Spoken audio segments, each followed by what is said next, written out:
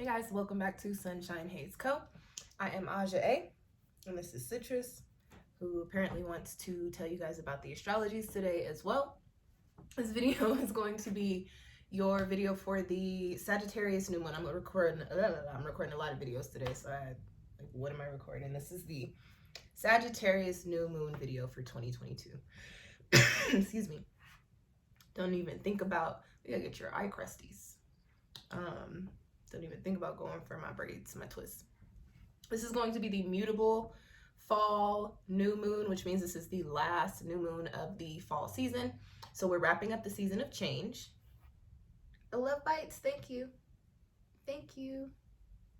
Oh, this is not your time to steal the show, Citrus. I see what you're doing. I'm gonna be the mutable fall moon, last new moon of the fall season of 2022. So anytime we're dealing with mutable energies, we are wrapping things up and bringing in what's needed to carry them forward into the next chapter. Okay, this moon is going to be happening on November 23rd, a couple days before Thanksgiving. I don't have my planner here. I want to say it's a couple days before Thanksgiving. Oh no, the week before Thanksgiving. That's the week before Thanksgiving, you guys. No, I'm sorry. November 23rd? That's the day before Thanksgiving. I'm tripping. So that's gonna be a time at the holiday functions with the family and friends. So day before Thanksgiving, we have a new moon in Sagittarius. This moon does actually come with a pretty positive energy, I would like to say. Anytime we're dealing with any Jupiter energy, the energy is typically a little bit more positive. Jupiter is the planet of expansion. Jupiter is the planet associated with Sagittarius, okay? So this is happening in 1 degree. We have a new moon in 1 degree, which is like super amplified, new beginnings, new starts type of energy. And we've also got this happening on a 5-day. So that is change and transformation. So coming off of the Scorpio new moon and eclipse, and also coming off of all of these planets stationing direct, we are really in a space to where we can move forward on all of the changes that we've been working on bringing into our lives and actually manifest them in the physical with this fire energy of by way of Sagittarius. Girl, this is why you over here trying to get comfortable. You have a whole bed. Bye. She over here walking around like, ooh, not here, not here. Like Goldilocks. You have a bed. You have a bed.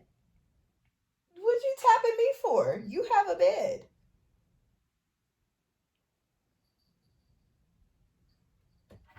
Okay. Where was I? We just finished numerology. So to break this down, excuse me, I got cotton mouth, you guys. To break this, and I have a juice in front of me. Sorry, y'all. General breakdown. New moon. Moon and the sun are in conjunction with each other. Moon is aligned with the sun, so it appears as if it's not in the sky. As far as the energy is concerned, we're talking about new beginnings, new starts, a little bit of anticipation, a little bit of mystery as well. The unknown. Again, the moon is not illuminated for us. We don't have the we don't necessarily have the clarity that we typically get by way of the full moon, that illumination.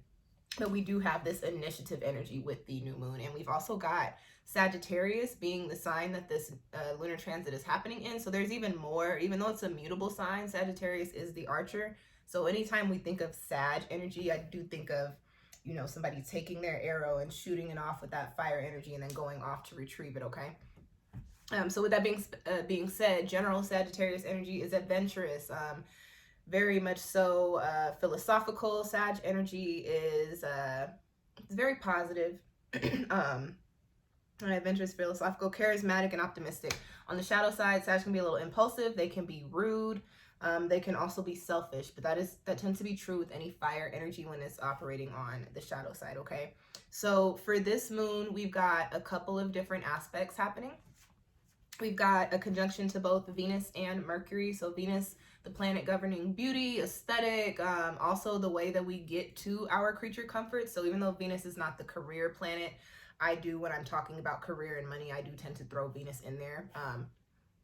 Venus should always be considered when you're thinking about career and thinking about how you're getting to your bread. And with Venus, there's also love. There's also your personal aesthetic, personal appearance. Then we've also got Mercury in conjunction with the moon, and Mercury governs communication, short-term travel, our relationships with, in old astrology books, you'll hear them say sisters and friends and neighbors, but that's just, it's literally not non-romantic relationships, so your companionships, your friendships with other people, okay? And perspective, things related to the mental, related to your intellect. So with this moon in Sagittarius being in conjunction with both Venus and Mercury, we are, there's this energy of looking at how we're putting ourselves out there, how we're communicating with others, how we're communicating our emotions, how we're feeling. There's also just a general energy of peace, feeling like things are coming into alignment for us, like things are flowing the way that they need to. With Venus and Mercury in conjunction with the moon, what else? I know I got more notes here. Connections, love connections, by way of Venus, just more so feeling more connected and more in tune and in alignment with the people or the things that we are passionate about. There's also an energy here that gives us a little bit of push to look at our physical appearance. You know, how are we feeling? Are we putting ourselves out there the way that we want to? Excuse me, my thighs are not toys. They're not toys. Because you want to get up here, come on. But you're not sleeping on the laptop, okay, Citrus? You gotta chill. You're coming up here, you got to chill, kitten. No love bites. I don't want your love bites right now. You got eye boogers. You got eye crusties. You're getting a bath later. You're gonna be pissed. She's gonna bath. I'm bathing her later. She's gonna be mad as hell. Yeah, cuddle now. Because you're gonna be mad at me later. Where was I? Conjunction to Venus and Mercury. Ow! We talked about this. That hurts. That hurts.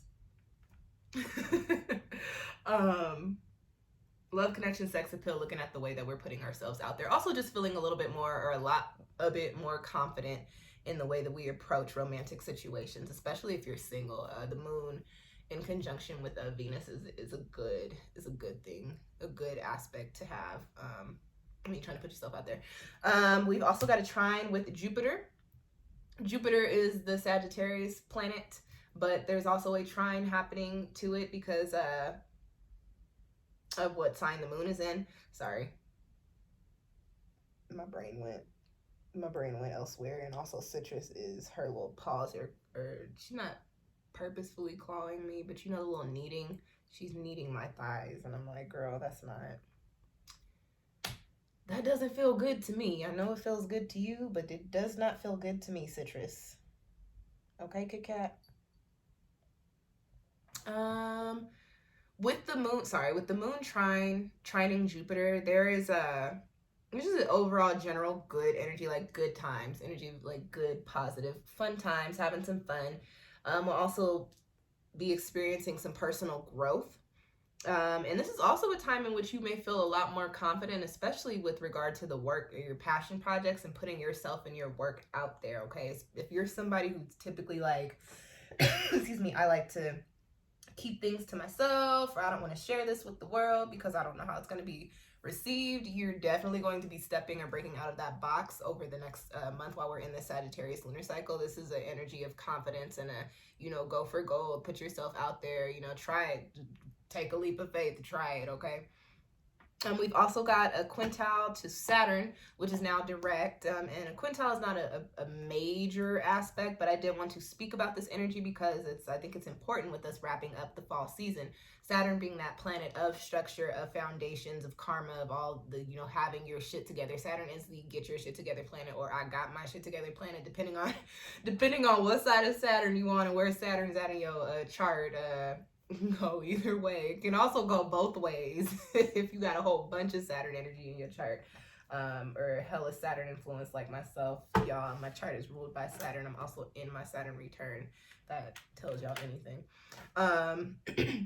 So we got this quintile to Saturn, and so there's this energy of getting serious about the things that we really want to see play out for ourselves. So speaking to Sagittarius, taking that leap of faith, taking going on adventures toward things that are now enticing or exciting to us, this is where we're getting serious about, okay, this is an adventure that I want to take, or this is the next dream or the next goal that I have. And instead of just thinking about it, no, I really want to make this shit happen now. And that is what this quintile to Saturn with the moon being in Sagittarius brings in for us, okay? There's also this energy of planning and preparation. So not only are you getting serious about it, like, no, I actually really want this, I want to see this happen, you're going a little bit, you're taking it a step further, and you're saying, okay, well, this is my new goal, or this is my goal that I'm solidifying right now. Now here are the steps that I'm going to take. And then you tap into that fire energy. Sagittarius brings in you, giving you the ability to actually take the steps, okay? So this is a good time for growth. This is a good time for expansion. Any work that you've been putting in, especially if you have not been seeing or feel like you've been seeing a return on it, it's been, you know, it's been shaking and moving under the surface. But around this time is when you're going to start to, I don't want to say start to see it play out, because remember, we're wrapping up the fall season, but you're definitely going to start to feel a shift in the energies regarding those things, and going to start to see how you are moving closer and further into those spaces. I would say you'll probably see these things really manifest around the time that we have the Sagittarius full moon, which would be, what is Sag opposite, y'all? I'm drawing a blank right now. Sag is opposite Gemini, sometime in like May. So around springtime, end of the springtime, you'll be seeing these things really manifest in the physical, or you'll be standing fully in them, if that makes sense, okay? If you want a reading about what that is, book one with me. Okay, those are all of the aspects that I got for you guys. You guys know I keep it cute for my rituals. This is a new moon, so new moon journal, writing my intentions. I will, I do, I can, I have, I understand all the things as far as the Sagittarius new moon points that I gave you. I like to work with smells and colors and crystals. So for healing crystal Sag, off top, I know lapis, thinking of Steven Universe, lapis lazuli, amethyst is a Sagittarius stone, I believe. We've also got sodalite, goldstone. If you work with colors, I like to write my intentions in the colors. So for Sagittarius, I typically use purples or shades of like gold. Excuse me. I also, working with the element, it's a fire moon, so like you can't go put yourself in a pit of fire, like you should not do that. But I will work with candles. I'll also just go outside and soak up some sun, do some sun gazing. Sun gazing is I give sun gazing, you know, maybe a 4 out of 5, simply because you have to be very safe when you're doing it. But I will say that I haven't done sun gazing in a while. I will say though that during the times that I was really into it, shit was shaking and moving. I will say that lots of change and transformation coming in. It's when I first started, but I actually haven't really intentionally done any sun gazing recently or for a while, because I can't actually tell you guys the last time I did it. This is a new moon. I would tell you to go outside and gaze at the moon, but for a lot of you guys, you won't be able to see it. I know when I was little, I could still see the imprint, but you know, now that I'm older and my eyesight ain't as good, I can't say the same thing. So if you are one of those people that can still see the outline in the sky because your eyesight is popping like that, you can moon gaze, even though it's not necessarily visible. But sun gazing, because we're working with the fire element, would be good, but be very careful with that. I would suggest doing some research before you sun gaze. Ask your spiritual friends if you have any. You should, if you watching my videos, ask your spiritual friends that maybe do this to give you some pointers. You can also do some sun salutations. That's yoga for those of y'all that are like, what is a sun salutation? You do some sun salutations. There's a lot of free ones on YouTube that can guide you through it. That's a way that you can work with the fire element. I also like to work with fragrances or smells and incense. So when I do fire element work, I like to do fragrances that are invigorating. So I'll do something that's like peppery or citrusy, like a lemon verbena, or a sweet orange or something like that, okay? Or I'll do something like a cinnamon or something. And I think that's it. Smells, colors, crystals, all the things. Yeah, that's it for the rituals. For people, okay, wrap it up, girl. For people that are going to be the most affected by way of this lunar transit are, of course, people with a lot of Sagittarius energy in their charts, especially if you have a Sagittarius moon. This is your moon. Lots of mutable energy, so Sag, Gemini, Pisces, and Virgo. If you've got a lot of 1 degree placements or placements within the within that orb. Sorry, I'm looking at a note here that's not making sense to me. Yeah, I'm like, that's wrong. That doesn't make sense at all. 9th house energy, not 11th house energy. 11th house is Aquarius. People with a lot of 9th house placements or lots of planets or placements or aspects being made to the 9th house in your chart. If your chart's ruled by the 9th house, ruled by Jupiter. And also if you got a lot of fire placements in your chart, this is going to be a moon for you in which you'll probably see a lot of transformation taking place, or a lot of changes and shifts coming in for you, okay? And that's really all I got for you guys. Thanks for tuning in. If you like this video, hit me a little thumbs up. If you're not subscribed, subscribe so you can keep up when I put out new content. Share this video with any of your spiritual astrology friends, especially with your Sagittarian friends. And happy birthday to the Sages. Happy Sag season. This is a I like Sag season because it's typically a time of growth for me. It's a time when I feel like things are really moving, and the work that I put in, I can actually see it happening. So hopefully you guys are like me and this Sag season hits you like that. If not, just watch this video again and get some pointers on how to tap into said Sag energy, okay? Now that is it for real. Thank you guys for tuning in. I will catch y'all next time. Peace.